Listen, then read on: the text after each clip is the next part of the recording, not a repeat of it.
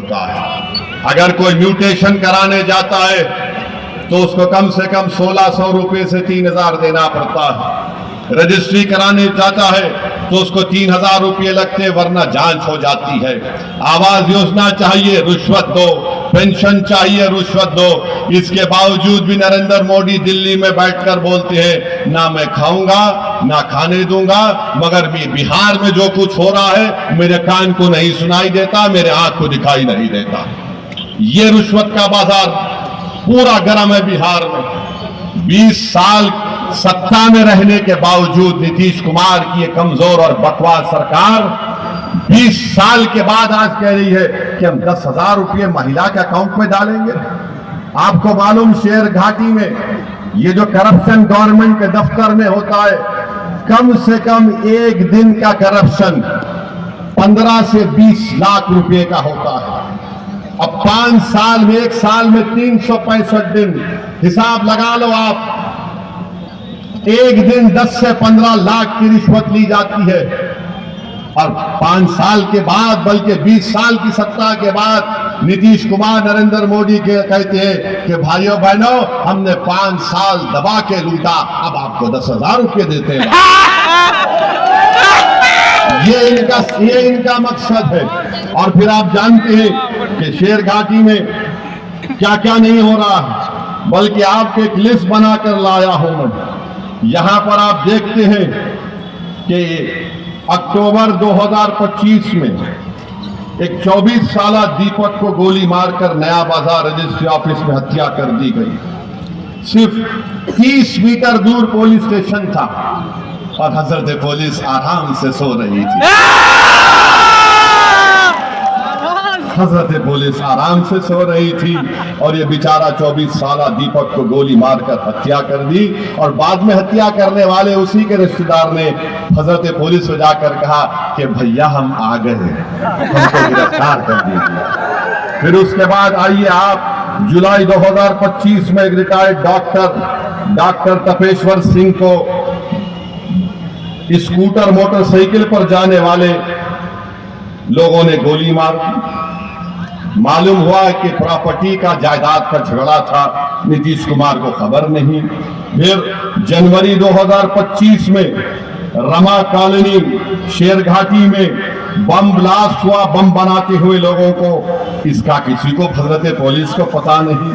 फिर एक 6 साल की बच्ची 2024 में उसको किडनैप किया गया, उससे बदसलूकी की गई उस बच्ची को, और मोरहार नदी में उचिरवन गांव में उसकी लाश मिली। बताइए क्या हो रहा है। फिर आप देखिए बम बना रहे थे 2025 में काशनार गांव में, 60 बम बना रहे थे। ये क्या कर रही है यहाँ की सरकार। और फिर सैलाब आता है, जैसा कि 2025 के मानसून में गोपालपुर, पलहाट, कुबड़ी में पूरा गांव पानी में डूब चुका है, कलवट बह चुके हैं, यहां पर लोग जा नहीं सकते। ये हाल शेर घाटी का है मेरे अजीज दोस्तों और बुजुर्गों। जीटी रोड और अंदर के गांव जो है शेर घाटी ब्लॉक में रोड ही नहीं है। फिर आप अस्पताल माशाल्लाह जितना बोले उसके बारे में कम है। लॉ एंड ऑर्डर का जिक्र कर दिया, और हर चीज में आप देखते हैं कि किसानों का, उनकी फसल का नुकसान हो रहा है, इसका कोई पैमाना नहीं है। मेरे अजीज दोस्तों और बुजुर्गों, ये हाल आपकी विधानसभा का है। अब आप अंदाजा लगाइए पूरे बिहार में क्या हो रहा होगा। इसके बावजूद भी अगर हम नीतीश कुमार और बीजेपी को नहीं रोकेंगे तो इसका सबसे बड़ा नुकसान बिहार की जनता को होगा, सेकुलरिज्म को होगा, हमारे संविधान को होगा। और मेरे अजीज दोस्तों और बुजुर्गों, सबसे शर्मनाक हरकत हमारे भारत के सुप्रीम कोर्ट में हुई कि एक शख्स जिसका नाम रोशन राकेश किशोर था, इसने चीफ जस्टिस के इजलास में, कोर्ट नंबर 1 में चीफ जस्टिस के सामने जूता उतार कर फेंक दिया उसके कोर्ट में। इसका नाम क्या था? राकेश किशोर। हमारे भारत की सबसे बड़ी कोर्ट, सुप्रीम कोर्ट के जज जो है वो दूसरे दलित जज है। मैं हमारे दलित भाइयों को पैगाम देना चाह रहा हूं हमारे अंबेडकरवादी आइडियोलॉजी को मानने वालों को पैगाम दे रहा हूं, जो बाबा साहेब अंबेडकर को मानते हैं उनको पैगाम दे रहा हूं, उन भारत के नागरिकों को जो संविधान को मानते हैं उनको पैगाम दे रहा हूं। ये तारीखी सरजमीन में खड़े होकर बोल रहा हूं, चीफ जस्टिस ऑफ इंडिया के कोर्ट में एक शख्स अपना जूता उठाकर चीफ जस्टिस के कोर्ट में फेंकता है। मेरे भाई आप बताइए क्या हो रहा है? और जब उस शख्स ने नारा क्या लगाया, सुप्रीम कोर्ट के चीफ जस्टिस के इजलास में नारा क्या लगाया कि सनातन धर्म का अपमान नहीं सहेगा हिंदुस्तान। उसने नारा लगाया और अपनी जेब से उसके कागज भी निकला, उसमें लिखा था कि सनातन धर्म का अपमान नहीं सहेगा हिंदुस्तान।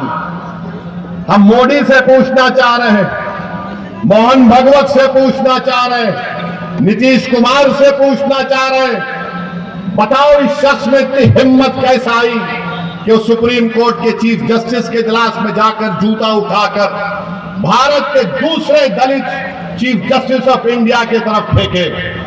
नरेंद्र मोदी 11 साल आपके प्रधानमंत्री की मौजूदगी में इस तरह का जहर फैला दिया आपने। इसको हिम्मत कैसा हुई इस राकेश किशोर को? इसको ताकत कहां से मिली? इसने क्यों लिखा ये कि सनातन धर्म का अपमान नहीं सहेगा हिंदुस्तान? बताओ मोदी जी, क्या आपकी सरकार और आपकी पॉलिसियां जिम्मेदार नहीं है? जबकि सुप्रीम कोर्ट के चीफ जस्टिस ने कोई फैसला नहीं किया, कुछ बात नहीं की, ओरल ऑब्जर्वेशन था उनका, मगर इसको तकलीफ हुई इस राकेश किशोर को। इसने चीफ जस्टिस ऑफ इंडिया के इजलास में आकर जूता उठाकर फेंक दिया।